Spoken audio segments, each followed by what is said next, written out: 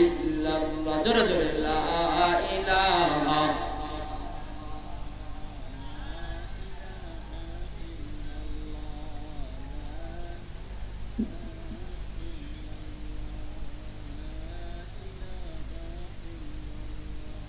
লা ইলাহা ইল্লাল্লাহ লা ইলাহা ইল্লাল্লাহ লা ইলাহা ইল্লাল্লাহ।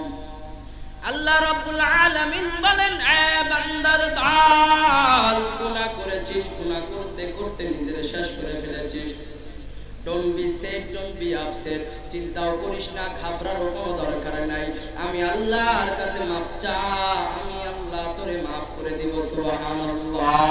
এক নাম্বার গুনাহ করার পরে যদি কেউ আল্লাহর কাছে মাফ চায়, আল্লাহ প্রথম পুরস্কার তার জীবনের যত গুনাহ আছে মাফ করে দেয়। দুই নাম্বার পুরস্কার, তার দোয়া কবুল করে আল্লাহ আসমান থেকে রহমতের বৃষ্টি দান করে।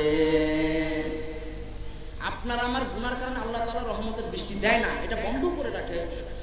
একদম আল্লাহর কসম খেয়ে বললাম, কোরআন সাক্ষী। বান্দা যে সমাজের মধ্যে, যে ইউনিয়নের মধ্যে, যে ওয়ার্ডের মধ্যে গুনার ব্যাপকতা ছড়িয়ে পড়ে, বেশি হয়ে যায়, গুনার ধারণা যদি দেই, ঈদ আনন্দের দিন না, কথা বলে না। ফুলছড়ি থানায় নামাজ পড়াতে গেলাম, গাড়ি নিয়ে গেলাম, সকালবেলা রাস্তা ফাঁকা, 100 টাকা নামাজ পড়িয়ে 2-3টা দাওয়াত খেলাম, বিচারপতির বাসা সহকারে কয়েকজনের বাসা দাওয়াত খেয়ে আমি ওই যে শাখাটা উল্লা বাজারের ইমামতি করেছিলাম বড় মসজিদে, ওইখানে একটু গেলাম, শুধু একটু দেখা করার জন্য গেলাম। আসার পথে আলহামদুলিল্লাহ, আমার মনে হয় না এগুলো কেউ ইহুদি নাসারার বাচ্চা। আমার বিশ্বাস, ইন বিলিভ দ্যাট, আমার বিশ্বাস এগুলো কোনো হিন্দুর বাচ্চাও না, কারণ হিন্দুদের জন্য তো ঈদ নাই। এটা কাদের? শরীফুল কথা কয় না, ঈদ কাদের? কারণ 30 দিন রোজা করার পরে তো মুসলমানদের জন্য ঈদ, নাকি ঈদ কি হিন্দু, ইহুদি, নাসারা, কাফের, বৌদ্ধ, খ্রিস্টান, ওরাও, চাকমা, সাঁওতাল, এদের কার? মুরব্বী কথা কয় না, মশা মারো কাদের? আমার বিশ্বাস যে এই যে গাড়ি নিয়ে আসার পরে ওভারটেক করতেই পারি না, মানে একজনের ফালা যে সামনে যাব, গাড়ি টানতেই পারি না, যেখানে যাই খালি মানে পিকআপের মধ্যে বলেন, ভ্যানের মধ্যে বলেন, একটা পিকআপের মধ্যে দেখলাম যে মনে হয় পিকআপের বাম্পারই খুলে যাবে, যেভাবে নাচিচ্ছে এরা ডিজে গান বাজায় এই দাঁড়িয়েপুর বাজারের মধ্যে। আমার সফর সঙ্গীরা কইছে, আল্লাহ পিকআপের তলা খুলে যায় নাকি আল্লাহই ভালো জানে, এটা ভয় হচ্ছে। এরপরে অটো গাড়ির মধ্যে দেখলাম বাঁশি নিয়ে খালি ফুকাচ্ছে আর ফুকাচ্ছে, মানে আমি যে হুজুর, আমারও ছাড়ে না, আমি গ্লাস তো খুলে দিছি গরম, বাঁশি আরো আমার গ্লাসের মধ্যে নিয়ে যা ফুকে আবার সামনে। এই যে মুসলমানের বাচ্চারা, এই যে আজকেও তো এখানে যখন মাহফিল পরিদর্শন করতে আসলাম, 3-4টা অটো, আপনাদেরই এলাকার সন্তান হইতেও পারে, বাইরের সন্তান হইতে পারে, তবে এরা অমুসলমান না, মুসলমানেরই বাচ্চা। এরা যদি সবাই মাহফিলে আসতো তাহলে তো মাহফিলে জায়গায় দেওয়া সম্ভব হইতো না। 3টা না 4টা অটো, ঠিক সবাই একই কালারে গেঞ্জি পরে, এই যে গান টান বাজায়া লিল্লাহি তাকবীর কয়ে গেল, খুব ভালো সওয়াব হইলে নাকি, কথা কয় না কে? আল্লাহ, আজকেও গান আছে ওই যে, কারণ কি করবে এরা তো ভাবতেছে, কারণ টেলিভিশন খুললে চ্যানেল আই, বিটিভি, দেশ টিভি, সময় সংবাদ, ঈদের 1 সপ্তাহ পর কি কি কি কি অনুষ্ঠান হবে এগুলোর আগাম শিডিউল হয় না, কথা কয় না কে? আগাম শিডিউল হয় না, কোন দিন কোন ছবিটা দেখাবো, কোন নাটকটা দেখাবো, ঈদের 3য় দিন স্পেশাল নাটক, ঈদের 4র্থ দিন স্পেশাল ছবি, হয় না? এরাও ভাবিয়ে থুইছে ঈদের 1ম দিন কি করবো, 2য় দিন কি করবো, 4র্থ দিন কি করবো, আছে না না এরকম ডাকায়? আল্লাহ, বাড়াই যায় না। এখানে তফসির মাহফিল হচ্ছে, যারা দেখেন বড়ুয়াহাটের পাশে সম্ভবত ছাত্রী মারিতে মনে হয়, সম্ভবত গান হচ্ছে, ডিজে গান হচ্ছে, তাহলে এক জায়গায় আল্লাহর গজব, আর এক জায়গায় রহমত। সুবহানাল্লাহ কয় না? তাহলে আমরা কি গজবে আছি না রহমতে আছি, লাভে আছি না লসে আছি? তাহলে এই সুযোগে বিড়ি খাওয়া যায় না?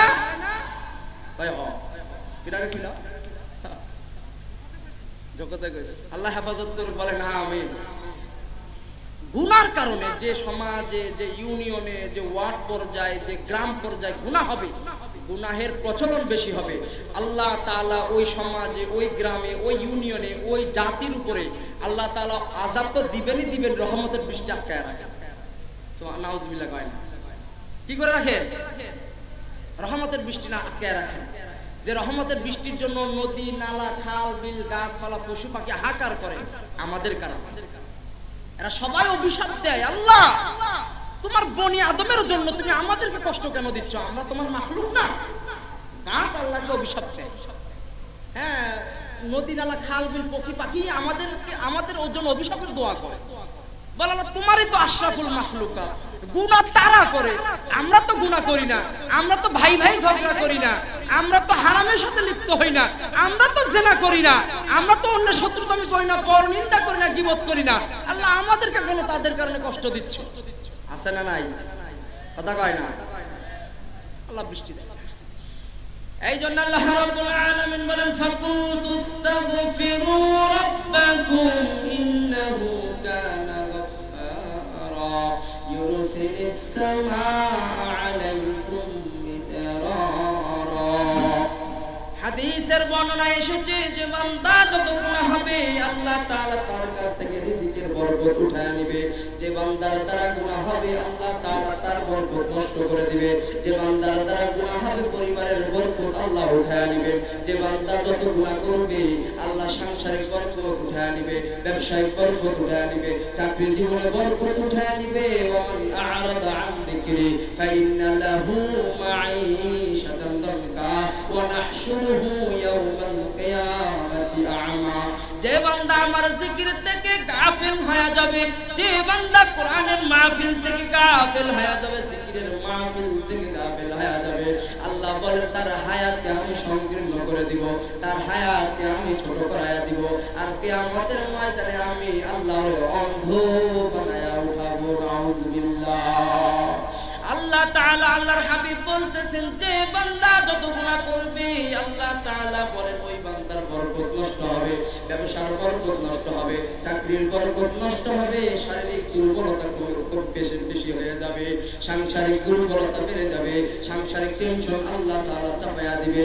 বলে বান্দা গুনাহ করবা, গুনার পর থেকে আমার কাছে মাপ চাইবা, যতগুলো আযাবের মধ্যে তোমারে রাখবো সকল আযাবগুলোকে মাফ করে দিব।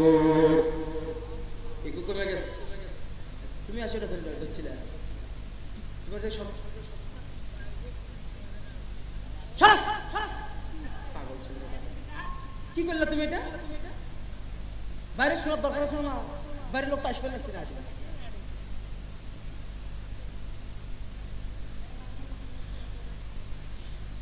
তাহলে যদি বান্দা গুনাহ করে তো আল্লাহ তাআলা বলতেছেন গুনাহ করার পরে মাপ চাইলে প্রথম নাম্বার পুরুষরা তার জীবনের গুনাহ মাফ করে দিবেন। তিনি কে? জোরে বলতে হবে মুসলমান, তিনি কে? দুই নাম্বার আল্লাহ তাআলা বলতেছেন তার জন্য আল্লাহ আসমান থেকে রহমতের বৃষ্টি দান করবেন। সুবহানাল্লাহ। শুনবো আরো? আল্লাহ আরেকটা আয়াতের মধ্যে আরো ফজিলত বলছেন, বলবো না শেষ করে দিব? মুনাজাত করে দেই। আজহার ভাই মুনাজাত করে দেই। এরা বলে সারা রাত শুনবে, বউ মারবি সারা রাত শুনবে। ফজর নামাজ পড়ে কম না পড়বি বলে, যদি সারা রাতে ওয়াজ শোনে তো ফজর নামাজ তো পড়বি। আল্লাহ তাআলা হেফাজত করেন, বলেন আমিন। 3 নাম্বার পুরস্কার ওয়ায়ুমদিদুকুম বিআমওয়ালিন ওয়া বানিনা ওয়া ইয়াজআল লাকুম জান্নাতিন ওয়া ইয়াজআল লাকুম